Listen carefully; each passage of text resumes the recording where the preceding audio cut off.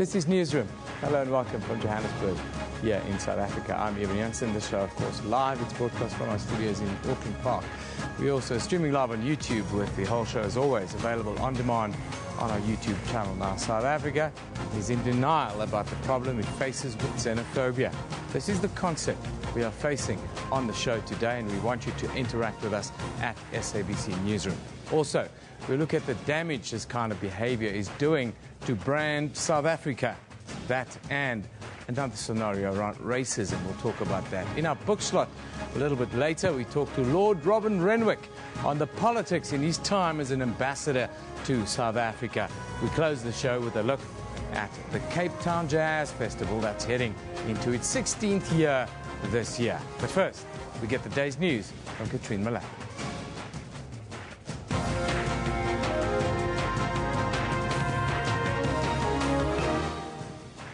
Well, hello and welcome to Newsroom. I'm Katrine Milan, and let's just take a look at the top stories this morning. Gauteng government has joined the business fraternity in Soweto in warning foreign shop owners not to return to townships yet. Hundreds of foreigners have fled townships in the province since their shops were looted last week. Amid an uneasy calm, some shopkeepers are back in business, while many more are staying clear of the townships. Police remain on high alert and have been deployed across the province and will continue to monitor affected areas.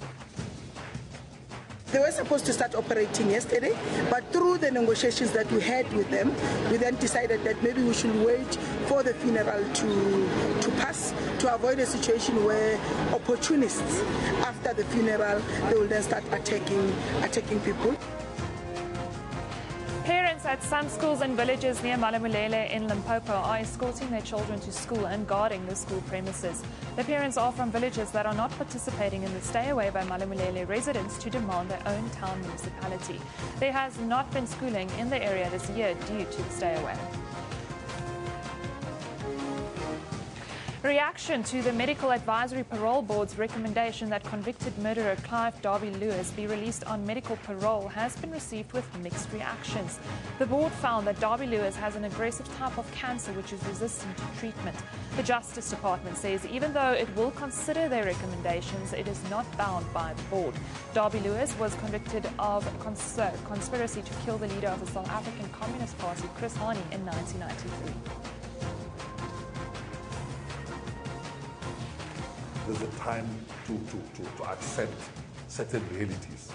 We are the leaders who introduce certain laws here, and if these laws even provide an opportunity for your rotten enemy to go on with his life. And South Africa have crashed out of the 2015 African Cup of Nations. Bafana relinquished a 1-0 lead yet again to lose 2-1 to Ghana in the final Group C match in Equatorial Guinea last night. Ghana and Algeria, who beat Senegal 2-0, have qualified for the quarterfinals from this group. The South African cricket team will be looking to close out the 5-match series against the West Indies with a win in Centurion. The Proteas have made 2 changes. Wicketkeeper Quinton de Kock has been declared fit and will be in the lineup, while skipper AB de Villiers will be rested. De Kock comes back in. His rehab has, I think, gone better than most people expected. So he'll be back in the team, and I think Mone van Beek might miss out. And AB is having a rest, and that's why I'm here before you. Well, remember, all those top stories and more are all available on our Newsroom Facebook page. You can then also keep up to date on Twitter at SABC Newsroom. Evan, over to you. Thank you, Katrine. South Africa is in denial about the problem it has with xenophobia and the treatment of foreign nationals, says the African Diaspora Forum. They have now written an open letter to President Jacob Zuma that government must act against xenophobia in South Africa in all of its forms. The forum wants public officials and politicians making xenophobic statements to be held accountable. Last week was marred by unrest and looting of foreign-owned shops in Soweto that began when a foreign shop owner allegedly shot dead a 14-year-old boy who he believed was trying to forcibly gain entry to his shop. The looting had spread to Diepsloot in the north of Johannesburg and Kagiso on the West Rand and as far as Port Elizabeth in the Eastern Cape. The diaspora planned to lead a march for social cohesion in Yeovil, Johannesburg at the weekend. Meanwhile, foreign nationals have accused police officers also of just watching and, in some cases, encourage people to clear out foreign-owned shops. They've also described how some police officers told them to go back to their country of origin. Is this blatant criminality, or are these xenophobic tendencies? Well, to face the facts, be frank and open about it this morning, we have the Consortium for Refugees and Migrants in South Africa, the Executive Director, Sicelimpilo Shangebutane, and then also the Chairperson of the African Diaspora Forum, Mark Bafu. A very good morning to you guys. Thank you for joining us. Thank you for having us. Mark, I want to start with you, and I want to talk about where we are and where you are as the Africa Diaspora Forum when we talk about these attacks, the criminality versus xenophobia argument that's been going on in South Africa for the last week or so. Well, in the African Diaspora Forum, we are very clear about what is happening here in South Africa. We are not talking about criminality. We talk about xenophobia. There is, at the end, a criminality element on it, but you must be xenophobic for you to be motivated to go to a specific person. Yeah. Because the perpetrators are targeting a group of people. So the motivation behind it is xenophobia. And then the criminal activity is when they're killing the migrants. Yeah. But we are clear about it. It is xenophobia in South Africa. And that's since 2008, it has been happening. Unfortunately, government didn't come out strongly after 2008 to put some measures in place for us to be able to control this. And that's why it's very recurrent in our society. That's the thing that we'll talk about just now. But I want to get a view from the Executive Chair of the Consortium for Refugees and Migrants here in South Africa. How difficult do your members find it to just live day to day in South Africa? Is there a constant threat? Thank you again, Eben. Yes, there is a constant threat, but I think sometimes we tend to, in the way that we report on the situation, sometimes also gives a negative perception in terms of what's really happening. Normally, on a day-to-day basis, many of the foreign nationals in the country live peacefully with their neighbors, whether it's in townships, informal settlements, or in the urban areas. I think we do see, for instance, as Mark has said, from 2008, there has never stopped, the attacks has never stopped on foreign nationals. However, we have not seen the same scale that we had seen in 2008. But on a day-to-day, I wouldn't say that foreign nationals are often feeling that they are under constant threats from being attacked by the facts of that matter that there are foreign nationals in the country. You guys are leading a march in Yeovil against or towards social cohesion. Do you think that these kinds of events serve any purpose in the end? Do you think this can help in closing the gap? John, what we realize is that the majority of the South African community is welcoming their brothers and sisters in this country. There is a minority who are xenophobic. The march that we had, which in Yeovil, and on Saturday, we had more than 1,000 people marching. And the majority of people who came there were also South African, who came to say, we don't want this in our society. We are blaming that. And I think it's helped because people are expressing themselves there. You see the councillor of the area marching with us. It sent a message out. And that's what this type of event that we want to multiply in the community. I'm going to still talk about this after the break because I'm speaking to a brand specialist about that. But what is the word amongst foreign nationals living in South Africa, the message that's going back home to other countries in Africa is not positive. I'm sure the pictures that people see are not positive. How is it? Is it changing perceptions on the rest of the continent as to how the continent thinks about South Africa? Well, if the continent and beyond the continent, and I think it's very important to emphasize that the people who are affected by these lootings and attacks are not necessarily only from the African continent. Yeah. And our fear is that if we continue with that narrative, we are actually also us promoting this discrimination or xenophobia towards other people who are not from the continent. Yeah. However, if the rest of the continent and the globe continues to see these kinds of incidents, obviously the negative impact will be on South Africa, and people will see us as a country that is not welcoming. And it's such a shame, and the disappointment looking at the history of South Africa and the support that we received from the continent and beyond during the apartheid years. I want to talk about how fast these looting sprees spread around the country and around Gauteng, especially. It went from one day like the next in a wildfire scenario. It looks almost as if in quite a few communities the problem is so rife that we're sitting on a ticking time bomb. Would you say that is accurate? Yeah, I mean, what's happened last week reminded me what's happened in 2008. It was exactly the same scenario. You saw from Alexandra to, and it covers the whole country.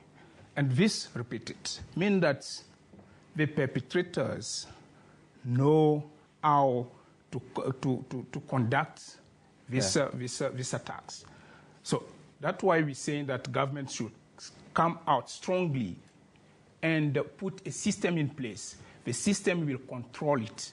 When they say there is an outbreak of xenophobic attacks somewhere in a small spot, it should stop there, it should finish there. What would you like, and we always want government to do stuff, what are these measures that would be comfortable, that your organization would be comfortable with to protect the citizenry? Okay, before I get to the measures, maybe just to highlight that the difference between the 2008 xenophobic attack and the current situation is that we have seen quicker response both from the South African Police Service but also from the political leadership, which was really lacking in 2008.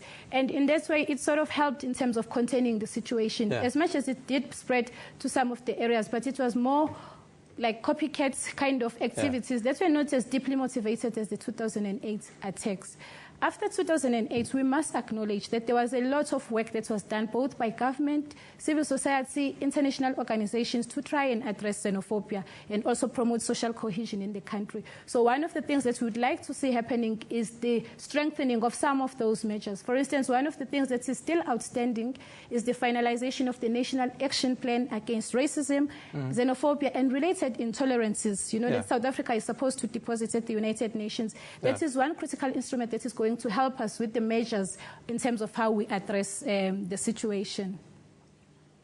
Are your members talking about leaving South Africa because it's becoming simply too dangerous to be here and do business? And do they have a place to go if that is the case? After 2 or 3 days of the attacks, people were panicking. We received more than 1,000 calls of people who are asking if they have to relocate or not. And that was worrying, that we didn't know what to tell our members, because you cannot tell somebody, no, don't move, you'll be safe. Yeah. You cannot put the life of people in danger. So we didn't know the correct answer to give them. But currently the discussion is that, yes, you are right, people are asking themselves if they will be safe in the country. Again, our government should reassure us that they'll take, because if we don't have the assurance that everything is under control, then people don't want to risk their life. The final remarks belong to you this morning. Well, I think maybe just to follow up on what Mark has said is that for us, one of the things that we are worried about also is the discourse. To say every time we talk about xenophobia, we talk about the attitudes. Yes. Of course, that is one element, the negative attitudes towards foreign nationals. But so long as we are ignoring the political and economic drivers of, that leads people to conduct themselves in such a way, we are never going to come up with the right strategies to address xenophobia. And also the people who are really motivating or agitating the communities to do the xenophobia, because I don't think that the Soweto incident, for instance, started because people didn't like foreigners. Yes. There are economic and social and political underlying issues that need to be addressed. Okay, one of the things that we're calling for as the consortium, for instance, is the introduction of hate crimes legislation in South Africa, which will criminalize acts of xenophobia. So anyone who attacks someone based on their nationality should be prosecuted and sentenced. Well, on that note, we can wrap the conversation.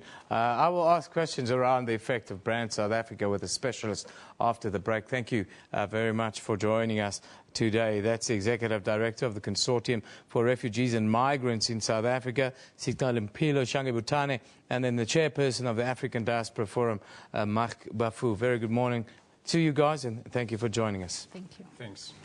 Now, your tweets. Let's just have a look at what you're talking about on the subject. We've seen a lot of them out there. This one from Gordon Gods says Somalians must pay tax for their tuck shops. Hashtag looting. Yes, everybody must pay tax if they do business in this country, Gordon. Not just Somalians.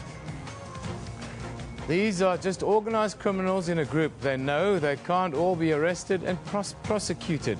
Hashtag xenophobic attacks, rather. Mark Rollison says, if you're running a business and your competitor is doing better than you are, think innovatively about what you can offer.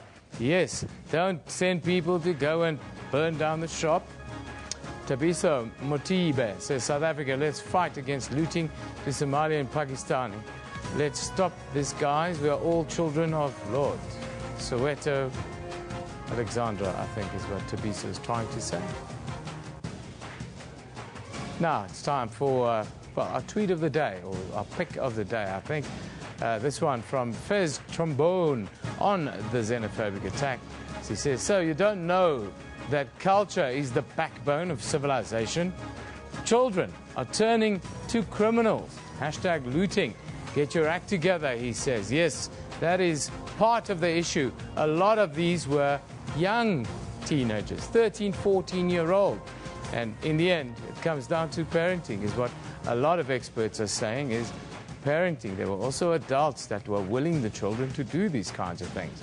It's really out of order. But let's now take a look at the front pages from around the globe. There, the International New York Times is looking at the snowstorm that has hit the northeast of the country, warning the storm could paralyze the entire region. The Jerusalem Post is focusing on the damage caused by two rockets that exploded in the northern Golan Heights yesterday. We'll change it shortly. Where's the Jerusalem Post? It sent some, there we go, local. Some 1,000 visitors went fleeing for cover when that happened. The Vanguard in Nigeria, front page picture there of children showing their UN Refugee Agency wristbands in a camp in Bagar, Sola, that is in the northeast of the country, where many of the attacks on villages have been going on. Before we go to an ad break, let's just have a quick look at what's happening across and, of course, outside the country as well today. In Johannesburg, the ANC is expected to brief the media at Lintuli House on the outcomes of its NEC Lekgotla. We stay in the City of Gold. Sentencing procedures for blue light driver Joseph Motsamai Semichi, who knocked over teenager Thomas Ferreira while going through a red light, will take place at the Krugersdorp Magistrates Court. Then in Pretoria, the fifth One Day International, the last one between South Africa and the West Indies, is expected to get underway at 1:30 p.m. today. And abroad in Equatorial Guinea, well, Guinea will take on Mali at 8 p.m. and Cameroon face Cote d'Ivoire in the Africa Cup of Nations Group D matches. Kickoff is at the same time, so well, can't miss that. You're watching Newsroom. We will be back with you after this short little break.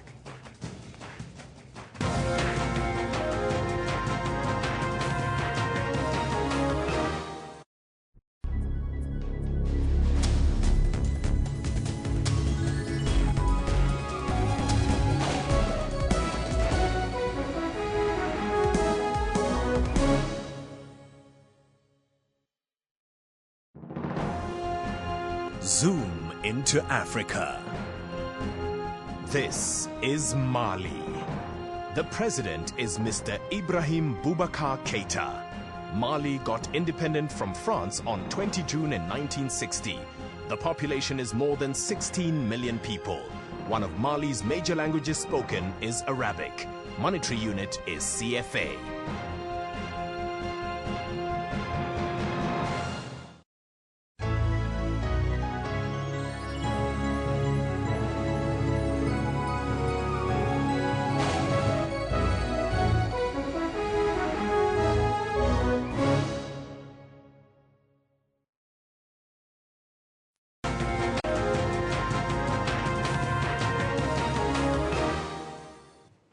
Welcome back. While South Africa celebrates 20 years of freedom and democracy and the end of apartheid, the perception is that Cape Town, in particular, is still, well, riddled with racism remains. The 2014 South African Reconciliation Barometer, released by the Institute for Justice and Reconciliation, claims that South Africans are disillusioned with the idea of a united rainbow nation. The study follows continuous reports of racially charged incidents across the country that seems to be on the increase. Cape Town, and to an extent the Western Cape, have long had a reputation in recent times of strained race relations as well as racial tensions. Now, to talk about racism in Cape Town, we have the acting provincial manager for the Western Cape, the South African Human Rights Commission, Tammy Carter. Very good morning to you, Tammy. Thank you very much for joining us. Good morning, Evan. It's a pleasure to be here.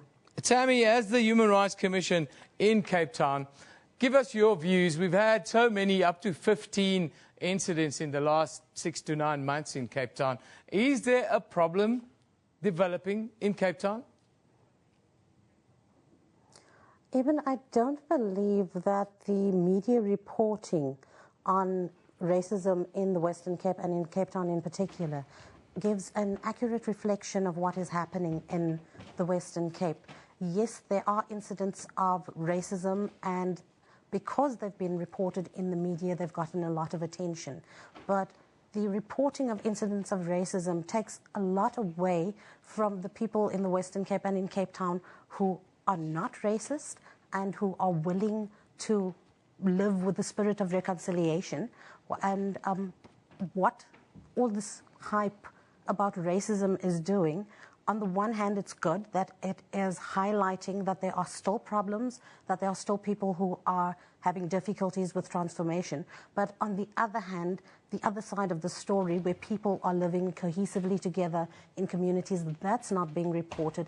And I do believe that the one-sidedness of the reporting might be leading to further problems.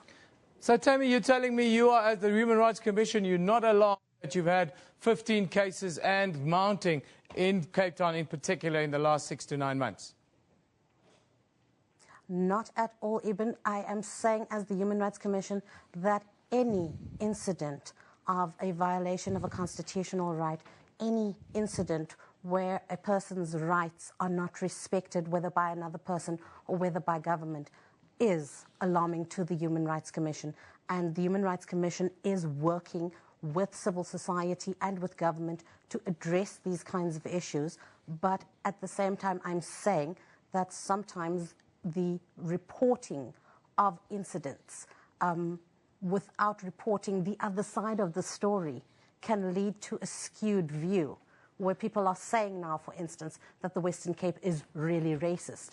Most of these incidents, Tammy, most of these incidents, Tammy, are on social media and not in mainstream media. The majority of them have been social media videos, clips, pictures, incidents. So it's not a question of balanced reporting.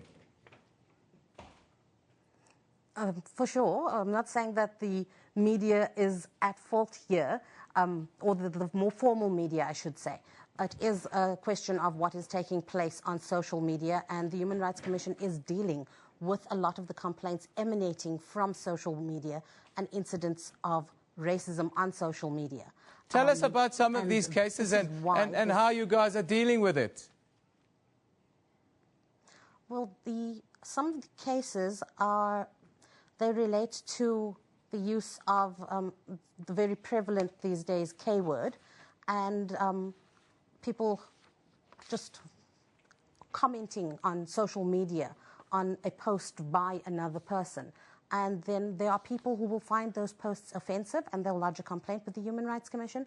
And the Human Rights Commission has various mechanisms at its disposal for resolving those complaints. Because as the Human Rights Commission, we need to work towards cohesion. So the mechanisms that we prefer to make use of, firstly, are our complaints handling investigative mechanisms.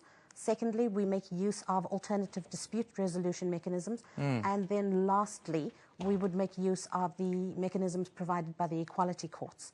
So where you have, for instance, alleged hate speech against Jewish persons during the period when there was lots of reporting around the war in Gaza. Yes. There were incidents that were reported to us, which we are currently investigating as well. Tammy, you mentioned there in the middle of your response the more prevalent use of the K word these days, unquote. That's what you said. Yes. Are you telling me we don't have issues, but we're using the K word much more now than we did 10 years ago? I'm not saying that at all. I'm saying the fact that it is being more widely reported gives us an indication of the depth of the problem that we're facing, rather than the fact that it is gotten more prevalent. It's just that because of social media and the access that it gives more people to publicity, that these incidents are coming to the fore, they're being brought to the attention of the authorities concerned. And Tammy, that is why it seems like there's an increase. Oh, I don't always know about that, Tammy. It's always been there. But thank you very much for joining us this morning. That's Tammy Carter coming to you live from Cape Town. She's from the South African Human Rights Commission. Of course, their job is social cohesion, is to try and get us all to live together in perfect harmony, as it were. Now, media reports the past week have all been anything but positive. Scenes of looted shops, burning buildings, angry crowds dominated the front pages as Soweto went up in flames with sporadic incidences of looting and what has been labelled as xenophobic violence. Another trend we've been seeing of late is the number of reports on racist incidents being posted in articles via social medias. Well, we've just had that discussion. Both these topics we've discussed. The reporting trends are alarming and something that often goes by unnoticed. However, the world is watching us. And we're joined now by brand specialist Tebe Ikalifeng to discuss in-depth Brand South Africa and how these kinds of incidents and stories impacts the perception of South Africa, not just here, but internationally. Good morning, Tebe. Thank you for joining us today. Thank you for having me, Evan. I want to start with the looting of shops and the kind of scenarios that we've seen playing out, what's been called xenophobia, acting out against foreign nationals in South Africa. How is that affecting Brand South Africa in the rest of Africa and the rest of the world? Well, clearly, given the history of South Africa and the relationship that we've had with the rest of Africa in terms of how the rest of Africa, countries like Zambia, countries like Tanzania, and many others who have been good friends of South Africa, or at least contributors to the freedom that we have, clearly this does not send a very good message to people like that, including Zimbabwe and all those. So I think it's a negative image of South Africa to the rest of the continent, but of course it's also a negative image of South Africa to the rest of the world. I think that we have to acknowledge. What about the chances of these kinds of incidents leading to South Africans being targeted in other countries? Do you think that if we continue down this road, this is the kind of thing we might see in other countries on the continent and so forth? Well, indeed, I think we've seen examples of that already in the past. I mean, I've just come back from Nigeria this past weekend, and the process of getting a visa into Nigeria was much more onerous this time around than it ever was in the past, because there's a sense of quote-unquote retaliation. I think we can see, for example, with Kenya as well, making stricter their visa requirements for South Africans, and many places around the continent. Of course, it's going to affect our relationship, and we should be, as South Africans, be concerned. We should deal with this issue right away. I want to break it down into a case study a little bit. Let's talk about Cape Town. We've seen lots of different race incidents played out. How does those kinds of mainstream media reports, social medias, video clips and so forth of racial incidents, liberal using of the K-word, how does that affect the brand of a city like Cape Town and then the bottom line like tourism and the like? Well, I think let's say something about media, because I think somebody said once, many years ago, that a good newspaper is society reflecting on itself. Yes. So what we are reading on social media and any of those, we are really seeing South Africa on a grand stage or on a negative stage. And I think those instances of xenophobia, those instances of racism and all those do not show a good side of South Africa at all. What is Brand South Africa and how do we manage this and whose responsibility is it? Brand South Africa, at the core of Brand South Africa has always been some of the values that, for example, someone like Nelson Mandela embodied, which is Ubuntu, the spirit of Ubuntu, I am, because you are that community, a way of dealing. It's always been about reconciliation. It's always been about inclusiveness. That's what we strive for. That's what we all fought to get to this country for. So that is now being challenged by situations like xenophobia and all those. Now, who's responsible for Brand South Africa? We are, ultimately. South Africans, every single South African citizen is responsible for the brand South Africa. It's not a job of government, it's not a job of an agency like Brand South Africa, it's not a job of South African tourism. It's a job of me and you in our engagements every day with each other and engagement with those who are not like us. Has it remained consistent, Brand South Africa, the last 20 years, or are we on a downward curve? Well, we're a 21-year project, and it takes more than a generation to change a country. If you look at countries like America, who out-legislated racism in the 60s, they're still struggling with the project of reconciliation or the project of inclusiveness. So South Africa, understandably, is very fragile where we are right now, and we are struggling with getting to the situation. We're struggling with social cohesion. We're struggling with understanding each other. But I think the fact that we're talking about it today, the fact that we are questioning it, means that we're on a good track, because it means that we are at least able to confront it. What we need to do now is we need to deal with it decisively. South Africa, we're looking for more Africans to be traveling to South Africa and international tourists, but specifically trying to focus on Africa a little bit. What shapes a tourist's perception of a country? Well, a tourist will come to any country because they believe that, one, that country is welcoming. Most importantly, that it's got the products or got the attractions, whether it's places or whether it's experiences which are different from theirs. Most importantly, they want to go experience a different culture. And that's why they come to South Africa, or we go to their countries. And as from a South African tourism or a Brand South Africa perspective, our job is to continually to shape those products. Our job is continually to refine what South Africa is about, to make sure that our country is a welcoming country to everybody. Well, Tebe, thank you very much. I'm sure it's a discussion that we're going to have for some time still the rest of the year. Tebe will be joining us again to tell us where we are as South Africa and what we need to do in order to protect our brand, because at times we feel that our brand is under threat.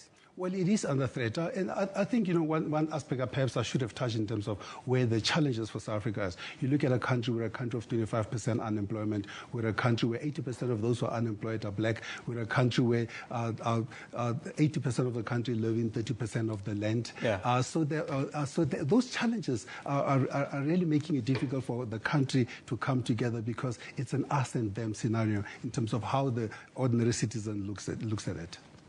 We have to close the gap. Tebe, thank you once again for joining us. Absolute pleasure. Let's just have a quick look at your tweets. What we're talking about right now, we're talking about Clive Derby-Lewis and medical parole. Let Clive Derby-Lewis die in jail. The truth shall set him free, says Lokanyo Mamela.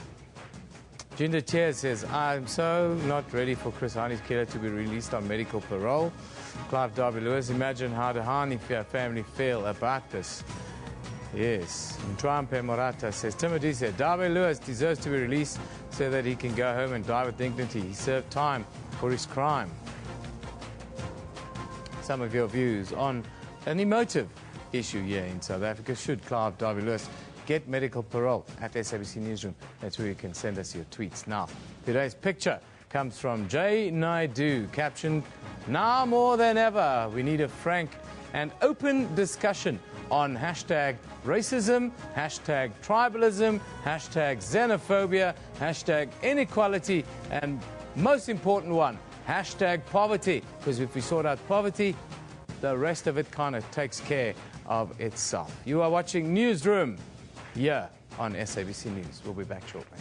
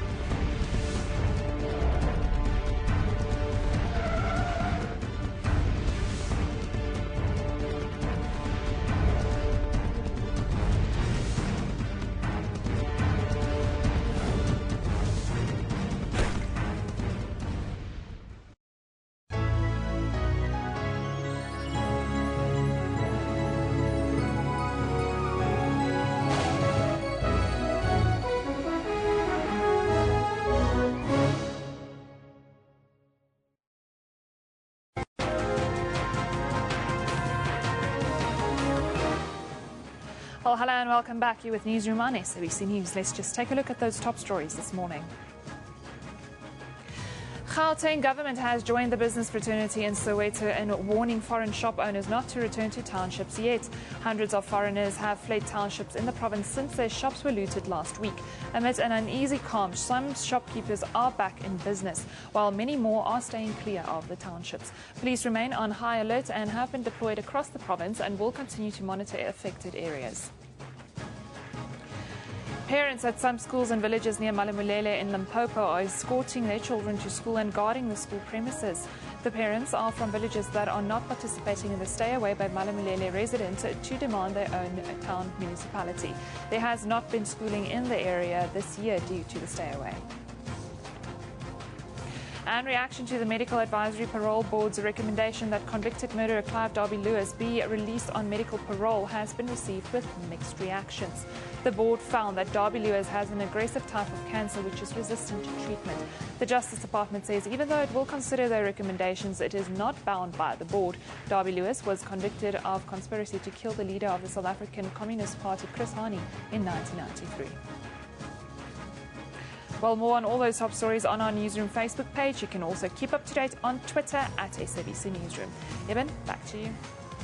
Thank you very much, Katrina. Appointed to South Africa in 1987 as Margaret Thatcher's envoy, Lord Robin Renwick became a personal friend of iconic leaders like Nelson Mandela, F.W. de Klerk and Mangosuthu Buthelezi, acting as a trusted intermediary between them during the period leading up to the release of Mandela in 1990. Now, in Mission to South Africa, this wonderful read, it's a diary of a revolution. Lord Renwick has penned down his experiences during those important years, and today the former British ambassador to South Africa joins us for our weekly book slot. A very good morning to you, Lord Renwick. Thank you for joining us. Thank you for inviting me.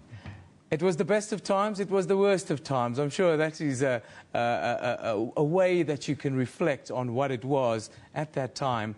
How do you look back at that time? Well, that's exactly right. It was the worst of times. When I arrived, we had P.W. Botha, Magnus Malan, the police and the military running the country, complete with death squads, Civil Cooperation Bureau, thousands of people in detention without trial, the ANC leaders in jail or in exile, and the complete deadlock. So this was a very, very difficult period indeed. What I describe in the book are a lot of meetings I had at that time with P.W. Botha, difficult and stormy, including about saving the Sharpeville 6 and stopping bombing neighboring capitals and so on. We did manage to make progress towards a Namibia agreement, but there was no progress whatsoever with internal change. So what saved the situation were, in terms of the best of times, some truly remarkable people in South Africa, in all communities, and a lot of them, many, many people, but, led on the one side by F.W. de Klerk, who changed the direction of the country with his speech 25 years ago, and, of course, Nelson Mandela. And there are many records of many meetings in there with Mandela. I want to talk to you about it because we've had a furor on the one side here in South Africa about naming of streets after F.W. de Klerk. And also I want to talk to you a little bit about Nelson Mandela. Let's start with Nelson Mandela, who he has the aura of this very warm, kind-hearted man, but he was also a very tough politician in your estimation, I would think. Absolutely. I mean, he's always viewed as a kind of saintly icon, and in fact, he had some very saintly characteristics, above all, magnanimity, forgiveness. But he was the wiliest, craftiest, cunningest political operator I ever met. And his whole technique was co-option. Instead of fighting with his opponents, he believed in trying to disarm them by other means. So first of all, his warder ended up as his chef. The justice minister kept asking me to help him get Mandela out of jail. Then Mandela started saying to me, you're my advisor, you may be Thatcher's envoy, but you're really working for me. And how do I win over Thatcher, too? Yeah. Which he did, by the way, completely. The Ronald Reagan school of getting him into your tent, exactly, as it were. What about this scenario around the F.W. de Klerk street name changes? There's a big uproar in Cape Town around it. Do you have a view on this and your view on F.W. de Klerk and that change in course of our history? Well, let me tell you Mandela's view on F.W. de Klerk, because Mandela, Mandela was inclusive. He believed that every section of this community has to make its contribution to the country going forward and so on. That was his whole mantra. So one day he launched an attack on de Klerk, which was on behalf of the ANC, and I happened to be in Cape Town, and I went to see him. And it was this little office in the townhouse, and I said, I used to walk in here with P.W. Botha and have to argue for people's lives. And by the way, he was never going to let you out of jail. Please remember that but for de Klerk, you might still be in jail. Mandela, of course, burst out laughing. You could say anything to Mandela. He never got annoyed. He burst out laughing, but then he said to me, you're right, and he richly deserved his Nobel Peace Prize as well as me, because he made peace possible by changing the direction of Afrikanerdom. He enabled a peace to come about. Well, that settles that argument then. I wanted to take you to the book itself quickly. The start of the book, you start during your time as an advisor to Lord Carrington during the Lancaster House negotiations, let's call it that. Take us into Zimbabwe and tell us about the sort of anecdotes of that time and where you see the country now. Well, I spent a lot of my time in an office at Lancaster House arguing with Robert Mugabe, who didn't want an agreement at all. Mugabe kept telling me, that power comes from the barrel of a gun. He also assured me that, he said, I have a PhD in terrorism. So we had to trap Mugabe into having a peaceful agreement, which in the end he did under pressure from President Machel in Mozambique. And then we helped Mugabe establish a government, and for many years after that, there was a reasonably moderate, successful government in Zimbabwe until his hold on power was threatened. Well, Lord Rennick, thank you very much for joining us. Of course, in our book slot this week, it's Mission to South Africa, Diary of a Revolution, a very, very interesting read of a very interesting time in Africa. Thank you once again for joining us. Thank you very much. And you can find it in all good bookstores, I would think. I hope so, yes. Thank you. Thank you, Lord Rennick. Thank you very much for joining us today. Thank you. Let's just have a quick look at some of your views before we wrap it up today. We're going to talk all things jazz with Uncle Billy Domingo. He's standing in the corner here, waiting patiently his turn. But of course, he couldn't help us last night with the boys were losing Bafana. The boys are coming home. South Africa 1, Ghana 2, unfortunately. That is the fact of the matter. I'm actually proud of these boys standing up for themselves in the group of death. I'm going to go to the airport to welcome them back, says Dixon Lahari. And then Nkululeko says, I'm seriously gutted by how Bafana has lost games in this AFCON 15. Yes, it's a young Bafana side, and we played okay, actually. Now, Sweet 16 celebrations kicked off in Johannesburg yesterday with the announcement of further artists set to join the lineup for the 2015 Cape Town International Jazz Festival. Every year, the Jazz Festival grows and grows in strength and popularity, and this year, well, it will be no different. Taking place on the weekend of the 27th and 28th of March, The Cape Town International Convention Centre is set once again to be transformed into festival grounds, attracting jazz fanatics from all over the world. Now, today we're joined by Billy Domingo, co-founder of the Cape Town International Jazz Festival. Good morning. Good morning. Always nice to have you with us. Sweet 16, is it going to be a coming out celebration, or is it going to be a quiet one this year? It depends on your definition of coming out. Evan, I knew this was going to be an epic interview. I heard you were doing it. I said, this is it. It's going to be epic in the sense that it's, Rashid's moved on. I've carried on. Yeah. And I think the legacy will stay. It's going to be amazing. I am coming out of my closet to produce. Yeah. I'm doing the Motella Queens, their 50-year tribute as a headline act on Friday, and I think that's where it's going to go. It's going to have a different focus for South African artists. You briefly touched on it. There's been lots of reporting and rumor mongering around what's happened with Rashid Lombard leaving and so forth, but being an artist himself would understand the show always goes on, I suppose, and this will be a case in point this year. We're both 64 years old. I mean, we've got a year to go, 65, and that's legally the age to retire. I think it ran its course as a founder member and a visionary where it was. He reached the stage where he said, listen, I'm going to move. I'm not going to wait another year. I'd go on. I want to pursue what I can, lots of other areas. And he says, Billy, I would like to hand the baton over to you. And I was privileged and proud to take it. And because we'd been together for 16 years, I mean, it was the natural transition. It's just weird not seeing him around me, but he's a shareholder. Yeah. And the spirit will always be there. I mean, we like yin and yang, as you know. So I'll still call him for advice whenever I need to. Always, these doors always open. Always. But now you tell me you're 64, so you've got another decade in the tank. It looks like you're looking fit and strong.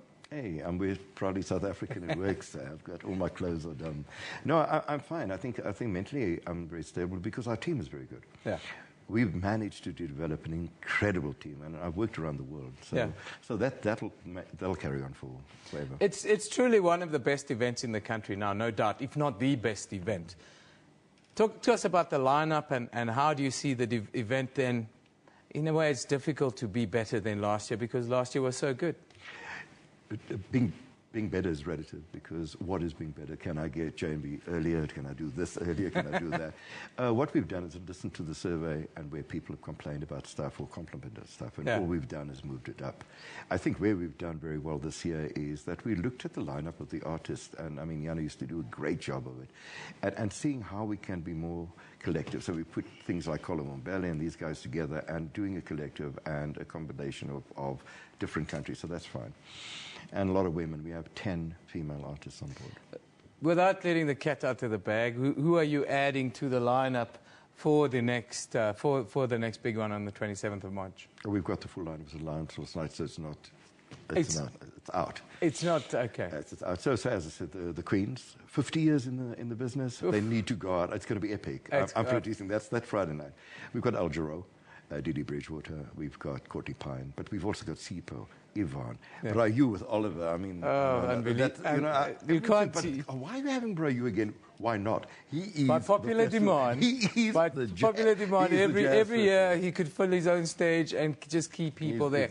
I want to talk to you quickly about where you see the event now. It's truly a South African event. I think most people from Johannesburg come down to watch this event, and it's a very particular crowd. Are you happy with where the event is on that front, or is there a chance of it even, getting people in from elsewhere? Firstly, great question, because it's gone away from being a jazz festival about 5 years ago. I made that public. It is a lifestyle festival. People come there for fashion. They come there for the ambiance. They come for tourism. Everybody has their own reason for coming. Yeah. And music has not become secondary, but music is just the cherry on the cake. Yeah. So that is where that is. I think we are looking at expanding.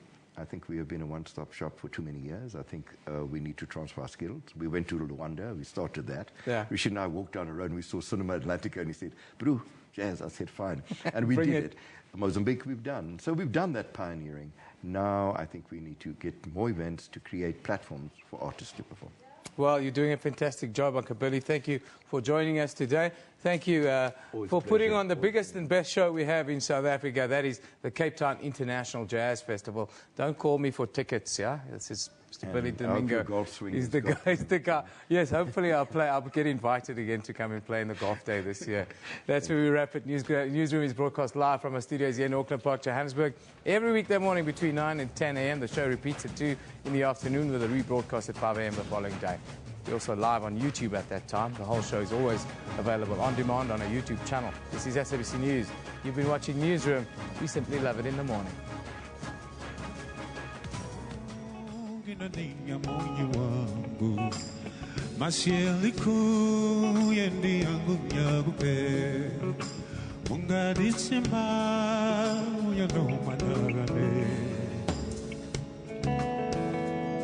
Try not to cry this time.